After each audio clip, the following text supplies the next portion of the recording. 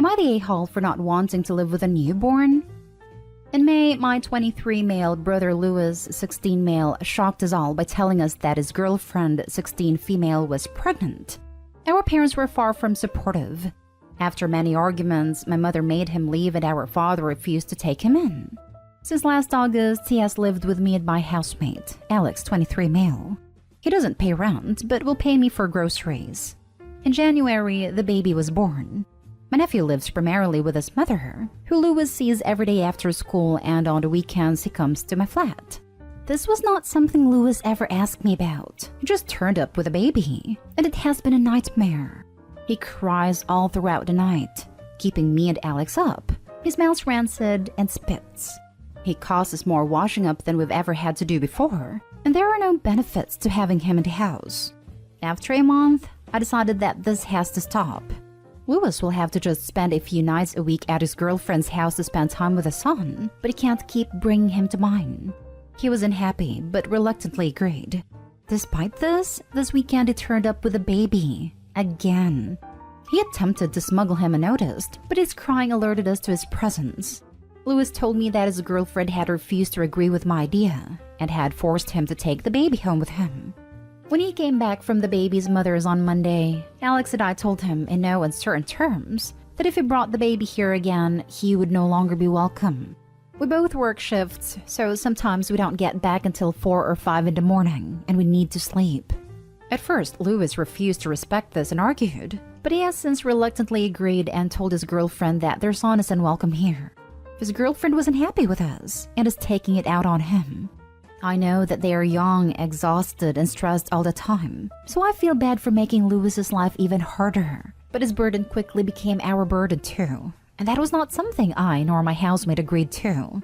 I feel like if we had had a chance to come to an agreement before the baby actually arrived, maybe this would have been easier. But Louis never spoke to me about it. Am I the a-hole? Edited to add, we never thought that him living here would be a long-term solution. His girlfriend's father tried to set them up with a flat before the due date, but that fell through. We tried speaking with our mother about charging him rent, but she refused to let him move back in. Now for the top comments. No a-holes here. Your brother is young and I respect him for stepping up, but he does need to understand his child shouldn't be affecting your life. The only a-holes here are your parents who believe it's okay to kick out their minor child. I respect him too. We know of people who were made single parents at 18 because of similar situations. Yeah, I didn't expect my mother to stick to that. I always thought she'd let him back in. You really need to tell your parents that kicking out their minor child with zero support can actually be illegal in some states as child mistreatment, provided you are in the States. I hope you call CPS on your horrible parents. To add, I think you are in the UK. I think it's still illegal there. Not the a-hole. The actual a-holes in this situation are your parents. He's their child and their responsibility. And since they didn't teach him to know better than to knock up his girlfriend at 16, the baby's their responsibility too. It would be optimal if you and Alex could talk to him now and work out a solution to this, so Louis can still bring your nephew home sometimes, but not required.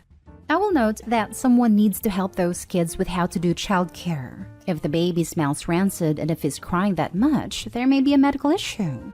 But if there is, it may or may not be solvable in a way that isn't just he'll grow out of it eventually. Babies should not smell rancid. Babies should smell delightful unless they just pooped, and then they should be cleaned and smell great again. They do know babies have to be washed, right? Yeah, sex education seems to be awful here. My mother knows 2 girls who had kids at 17, and now my brother has a son at 16. It's likely to be that this house is not baby-friendly. At his girlfriend's, they have loads of stuff to care for him. Here, we have nothing, so it's likely not the best environment. I have no idea what they do or don't know, to be honest. I have brought up the smell before, but he gets defensive. Not stay home. Louis and his girlfriend should have considered that termination or adoption would be more practical solutions, not to mention using contraception correctly, or getting the morning after pill if there was an issue. I hope he's being decent enough by having Louis live with him. The baby is not his problem. It is especially not his housemate's problem. Next story is titled, Am I the a-hole for favoring my daughter over my half-sister? Hi. So, quick context. My dad remarried when I, 40s female, was in my 20s, and had a daughter, Kaylee, with his wife, who also had 2 older kids. Around that time, I was setting up my family and had my older daughter, Charlotte, a couple months before Kaylee was born. I was not very involved in his family. We would talk a couple times a year, exchange Christmas cards, but I didn't really get close to Kaylee. A couple years ago, my dad passed away, and when Kaylee was 16, her mom also got sick and passed. My stepmother's other 2 kids were still in college/young adults when this happened, so I was approached to take care of Kaylee, as I was the most settled in life, had a house, job, and 2 kids. Truthfully, it wasn't something I really wanted to do, but she would have otherwise ended up in the system. My husband and I took her in and have always treated her the same as our daughters. She got an allowance, extracurriculars, and tutoring when necessary. The only issue was that we had 3 bedrooms. Charlotte was uncomfortable sharing with a stranger and chose to bunk with her younger sister, so Kaylee got a room to herself. My girls didn't complain and have always been welcoming to Kaylee. It was always planned that when Kaylee turned 18/graduated high school, she would go to her other siblings and perhaps attend college there. However, she asked to stay an extra year with us due to wanting to move in with her boyfriend here and needing to save up. We agreed, but decided to fix up our basement into an apartment for Charlotte so she and her sister would finally have their own space. When Kaylee found out about the apartment, she was upset that it had not been offered to her and her boyfriend. We discussed the room situation, and I thought it had been settled. However, she recently moved out suddenly, leaving only a note stating that we clearly didn't think of her as being part of the family. I feel pretty horrible, but I'm wondering if I was an a-hole. Not the a-hole. You took in a teenager you didn't want nor had an obligation to. She got her own room in your house, fed, clothed, schooled, and provided for. When she, on her own, decided she wanted to stay longer, you agreed. Making up a room/place in the basement is logical if your girls are growing and need some space from each other, and you suddenly have a prolonged house guest who had her own room. Your half-sister seems a little entitled, frankly. She's definitely entitled, but I hope Obi grants her some kind thoughts. Though Obi was more than good enough to her. Definitely not the a-hole and certainly did more than most would have. She was a teenager who lost her family quite suddenly and was shoved into another house where she didn't fit in. I can't imagine how that feels. Not the a-hole. You are under no obligation to take in a boyfriend. The apartment is not showing favorites. Kaylee needs to take on full responsibility if she wants to play house with her boyfriend. If she was your eldest daughter, I would say the same. No boyfriends in my house. Go ahead and thumbs down Reddit. My house, my rules. No boyfriends in my house. I would like to know when it became a requirement to house someone's boyfriend. Opie took in her half-sister who she didn't have a relationship with. Your children who would have had their own rooms now have to share.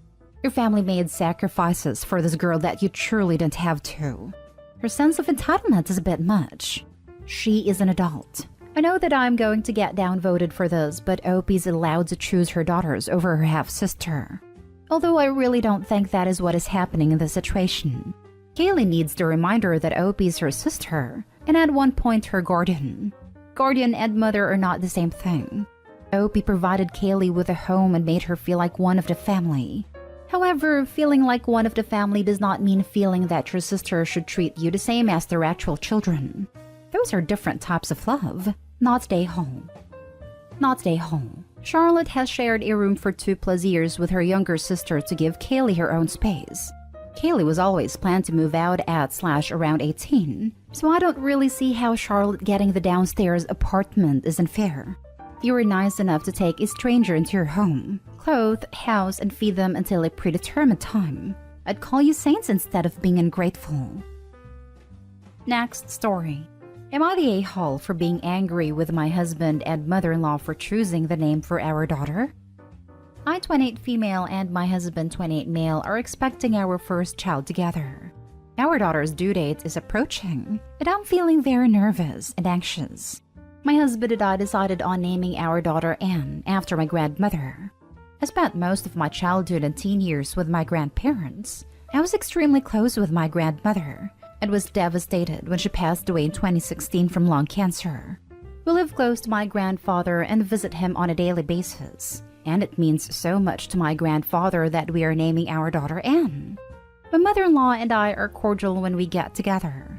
My husband is her only child, and she feels like since I stepped into his life, their relationship changed.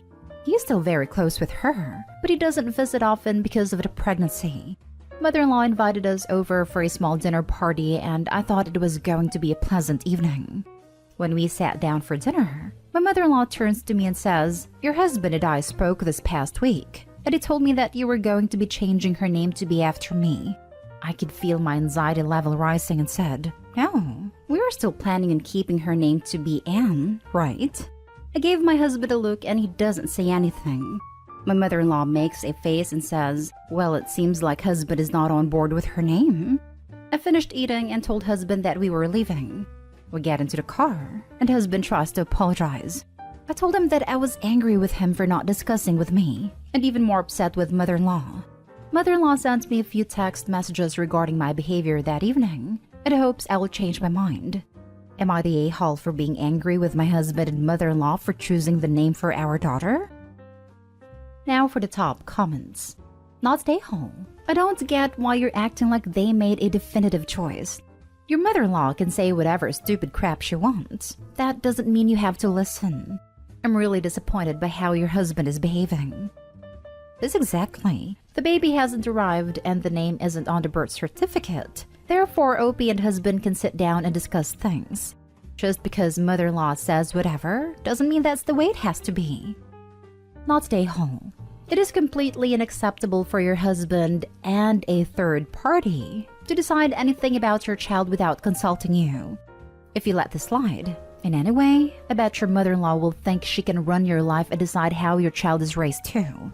Put your foot down as hard as you can. Quit reading this and do it now.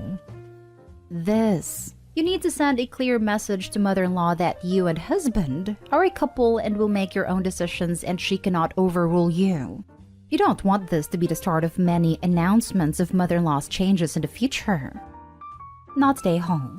Tell the nurses in the delivery room not to let your husband sign the birth certificate. Also, this may be the start of her bulldozing your husband. I suggest r/just no mother-in-law. Not stay home. You already agreed. Don't sign the birth certificate without the right name on it, and make your wishes known to the nurses ahead of time. Definitely going to be doing that. I'm worried that husband will try to tell them a different name while I'm in labor. Now for the last story. Am I the a-hole for getting offended at my husband's suggestion that I only take 2 weeks of maternity leave? I, 25 female, am currently 25 weeks pregnant with my husband, 34 male, and I's first child. We have been together for 5 years, married for almost 2. Baby is growing on track. We've already painted the nursery, and my mother-in-law is excitedly planning the baby shower. I have a full-time office job while he has been working from home since the first lockdown. We were talking about our parental leaves, and we agreed that we wouldn't take it simultaneously. We were good until I said, "Do you want to do 2 weeks first, then I do mine, then you do 6 weeks after?" I just stood silently staring at him for 5 minutes. I told him I think he's being ignorant and selfish. He said, "What? I don't know how long you need to recover." I don't even know why we're still talking about this. He works for an international company where they get 3 months paid paternity leave. Meanwhile, I work for a small business which only offers 6 to 8 weeks of unpaid maternity leave. He has been anticipating his paternity leave since I got pregnant because he sees it as an opportunity to seriously start looking for another job. He has been with the company for 9 years and has been feeling burnt out. Lately, his frustrations have been compounded by his new manager being difficult. I've been very supportive of his goal of finding a job where he can be fulfilled and appreciated, as I can sense that he's not happy at his job anymore. He also said that his current company will be considering him for a better position once he gets back from his paternity leave, so that gets him kind of excited. We have a 6-figure income combined. I paid a mortgage while he takes care of the other bills. We have money in the bank, stocks, cars paid off. I don't think my maternity leave being unpaid is an issue because my savings could cover the 2 months that I wouldn't get a paycheck. I didn't talk to him after his remark. He went to play video games on his computer while I folded his clothes. I slept on the couch and still have not talked to him at breakfast. He tried talking to me as I was about to leave for work, but I just noped out of the house. I am upset that he doesn't think that I deserve to get some downtime after giving birth to recover and spend time with our kid. I feel like he thinks growing an entire human being inside your body and then having to push that baby out is not a big deal. Maybe because I never complain about anything. I do 90% of the chores around the house, even carrying laundry from our bedroom at the top floor down to the basement to get them washed, then back up the stairs to get them folded and put away. I feel like my in-laws are more concerned about my well-being than he is. My father-in-law even bought us a litter robot, so I won't have to clean after our cats. My family lives a few continents away, so I don't have a huge support system here. Not stay home. Your husband is woefully mistaken about what is possible during a paternity leave. First off, where I live, what you are getting doesn't even qualify for maternity leave. It's what's considered medically necessary leave to recover from childbirth. Is your husband even aware that he will be providing full-time care while he's off? Because it seems like he thinks this is a free vacation and not a responsibility. Absolutely. Well said. Is he prepared for the commitment a 2-week-old baby needs? Yes. They sleep all day, but come sunset? Wow. When do we tell him about the witching hour? There is no way a doctor will medically clear her for 6 weeks anyway, no matter how committed to baby care he is. I don't understand why he isn't taking his leave concurrently with hers. It is way easier to tag team overnights the first few weeks. We did this so that each of us got an unbroken 4+ hour stretch of sleep each. Not stay home. So you are the one who is going to push the baby through your V, but you only get 2 weeks to rest? And then is going to take 3 months of paternity leave and take that time to look for another job. Who is going to look after the baby and take care of the house while you work? It looks for a job and potentially goes on interviews.